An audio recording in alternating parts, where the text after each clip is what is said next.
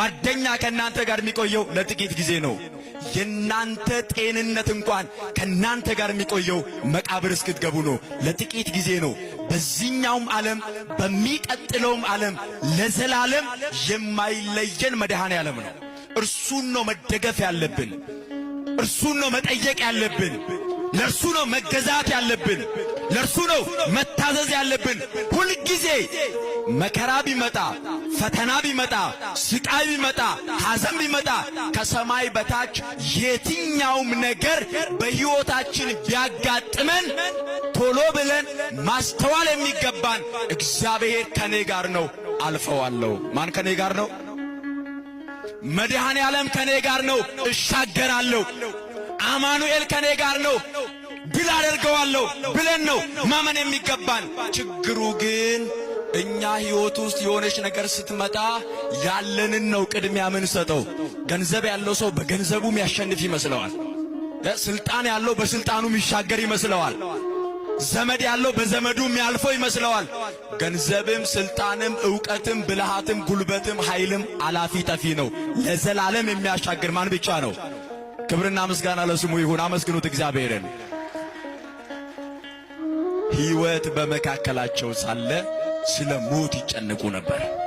በጣም ፈሩ፣ ተነገጡ። ከዚያ በኋላ ጌታ ሆይ አሉት።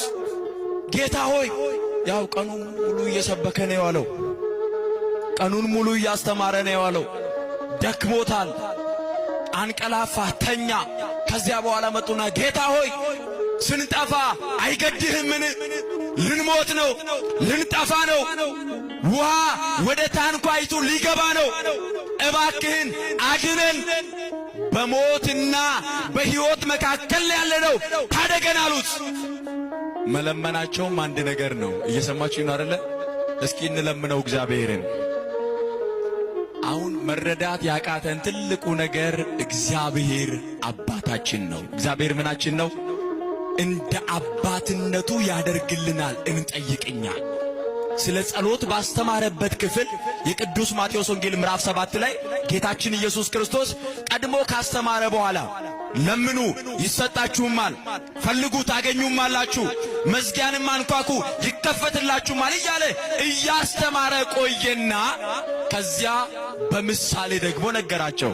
እንደዚህ አለ፣ ከእናንተ መካከል አለ ልጁ አሳ ቢለምነው ለልጁ አሳውን በመስጠት ፈንታ አሳውን ትቶ ለልጁ እባብ የሚሰጥ ወላጅ አለ ወይ አለ። ኧረ በስመ አብ! የለም። እነሱ ያው የሚመገቡት አሳ ስለሆነ አሳ ነው። እስራኤል አካባቢ ባህር ዳርቻ የሚኖሩ ናቸው። በሚያውቁት ነው የነገራቸው። እስኪ እኛ ጋር እናምጣውና የምናውቀውን እናስገባ። ቀጥሎ እንደዚህ አለ፣ ልጁ ዳቦ ቢለምነው አለ ዳቦውን ትቶ ለልጁ ድንጋይ የሚሰጥ አለ ወይ አለ። አረ የለም አሉት። ዳቦ ለጠየቀ እንጀራ ለጠየቀ ልጅ እንጀራ ይሰጠዋል። ደግሞ ለዚህ ዘመን ልጅ ተለምኖ ነው የሚሰጠው እኮ። ትምህርት ቤት ሲላክ በጣም ተለምኖ ይከለከላል ወይ አለ ክርስቶስ። አረ የለም አሉ። መለሰና እንደዚህ አለ፣ እንኪያስ እናንተ ክፎችና አመፀኞች ስትሆኑ ለልጆቻችሁ እንዲህ የምትራሩ ከሆነ የሰማዩ አባታችሁ እግዚአብሔር ከናንተ በላይ ስለ እናንተ ይራራል አለ። ክብርና ምስጋና ለስሙ ይሁን። አመስግኑት እግዚአብሔርን። እንዳይመስላችሁ በጣም ብልጣብልጦች ስለሆንን፣ በጣም ጉልበት ስላለን፣ በጣም አቅም ስላለን፣ በጣም ማስተዋል ስለምንችል ጥበበኞች ስለሆንን አይደለም የኖርነው። የሰማዩ አባታችን ምሕረት አድርጎልን በርህራሄው ነው ዛሬ የደረስነው።